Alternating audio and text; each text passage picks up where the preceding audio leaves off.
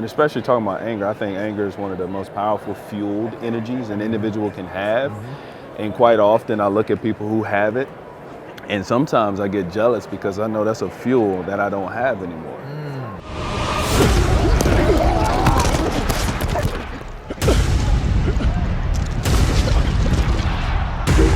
Pulled up, made my appearance. You can't sit with us without clearance. That lame shit, never let it near us. And your girl'll choose my team cause you still living with your parents. Flexing on the gram with your paycheck. Stop showing off them bills you ain't paid yet. Couture 101, this ain't made yet. My gang never plain like we came off the same jet. I'ma need a section cause we tryna make. We're back. It's Up On Game presents Conversations with the Legends. LaVar Arrington here. I got my man Shorty. You know how I know how to call him Shorty? Because my middle name is Rashad. They call me Shoddy. So I figured Rashad gets Shorty Jennings. I got my man with me, running back, but more importantly, a great dude that can dance. You know, I don't know, y'all might remember him. He won that Dancing with the Stars. He brought it home for us that played his game of football. So for the hard hats, he represented for us, you know what I mean? It's good to have you on the show, man. Absolutely. Appreciate you coming in. Pleasure, brother. Now, we were talking before we got to rolling the cameras, and you was telling us about, you know, the things that you got going on. So let's start. Here's the book. Tell me about the book. Yeah, I appreciate it. The book is titled The If in Life. It's a play on words. Okay. You spell out the word life. If it's Can't right spell there. it without if, right? Yeah, Yep, so I went through 15 chapters, just slowly explaining the most pivotal states of my life where if mattered, right? Give me a pivotal state. If I would have taken the anger and aggression I had as a child towards my father and utilized that to take a different trajectory, instead of bottling that in and using it for a reason for success, man, I wouldn't be talking to you. I'll be somewhere locked up 100%. Dig. And so, you know, these little moments, man, and especially talking about anger, I think anger is one of the most powerful fueled energies an individual can have. And quite often I look at people who have it, and sometimes I get jealous because I know that's a fuel that I don't have anymore. And that fuel, if it can be mentored in the right way, completely harnessed in the right way, boy, they can accomplish a lot. That's deep. Okay, so you write the book about the ifs in life, but you're also creating a forum.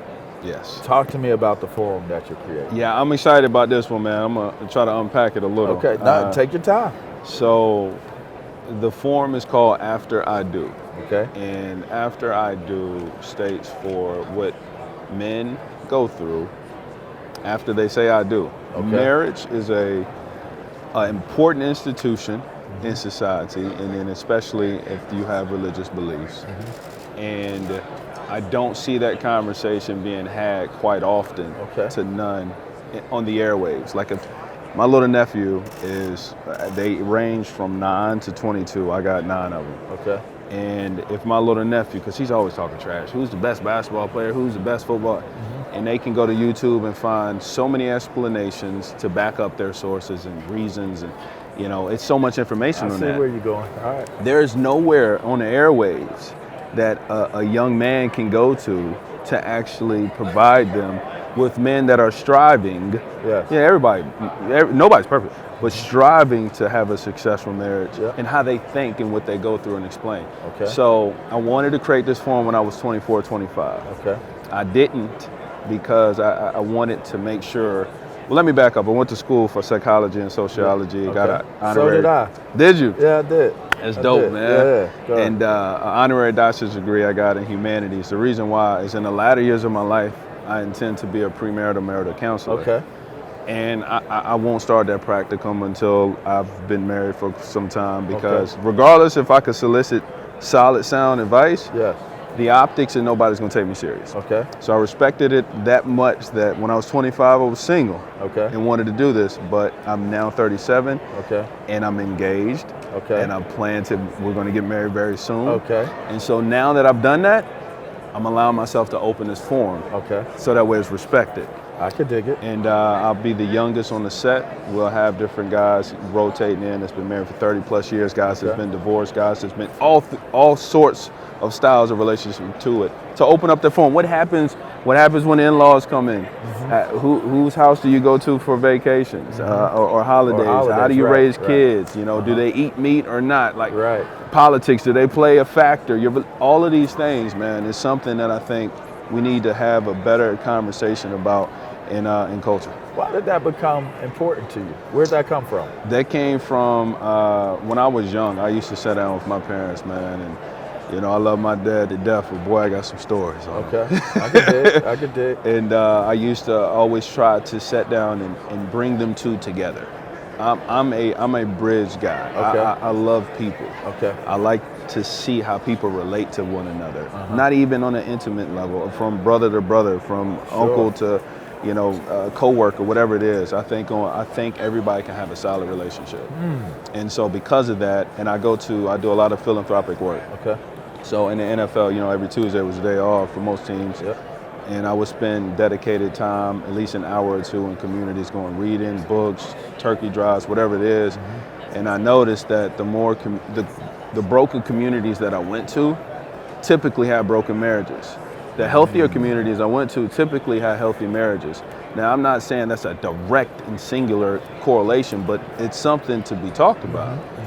And so I know I would always do Band-Aid work, which is necessary when you get a cut. But I wanted to get to the deeper root when I got older. I like that. I like that a lot. Okay. My last question to you is legacy. What's the one thing that when it's all said and done, you would like to be remembered for? That's a deep one. One, I always say that if I'm known just as a running back, I'm a failure. For sure, 100%. I failed everybody.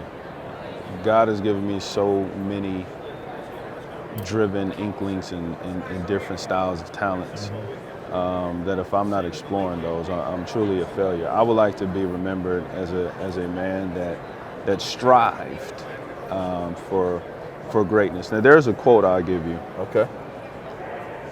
It's not a quote I live by, but it's a quote written in such a way that if somebody were to shadow my life and have to take notes on how I'm succeeding, it may inspire them to write these words. And it's the master and art of living shows little distinction between his work and his play, his labor and his leisure, his love and his religion. He just simply pursues everything he does with excellence, leaving others to decide, is he working or is he playing? But to him, he's always doing both. And that's how I want to be remembered. Profound, my G. And I like that. I subscribe to that. That kind of, man, forget short. That defines what I got. That one. Nah. That's clean. That's clean right there. And you know what else is clean? My man Rashad Jennings. Make sure you check out his forums. Tell me again, what is it again? Yeah, after I do, and you can go to RashadJennings.com to subscribe. So when the YouTube videos come out, you can be first to ping. And also make sure if you want to email me any suggestions, if you want to be a part of the forum, AID for after I do, AID at RashadJennings.com. You heard it here. It's Rashad Jennings, football running back. Maybe 5th, 6th on the list of his things of greatness. All right. Top, family, being a good man, being a good person, relationships. That's who he is, man. I appreciate having you on the show, my guy. Make sure you check him out. And make sure you check out Up On Game Presents Conversations with a Legend as well. All right, anywhere it is that you get your podcast from, you can check us out on YouTube as well. This is another exciting and amazing conversation with a legend. Till next time. Shouts out to you. They trying to do what we do. I know I'ma make it cause I need to. Feeling like Sean, I'm the Don. She do.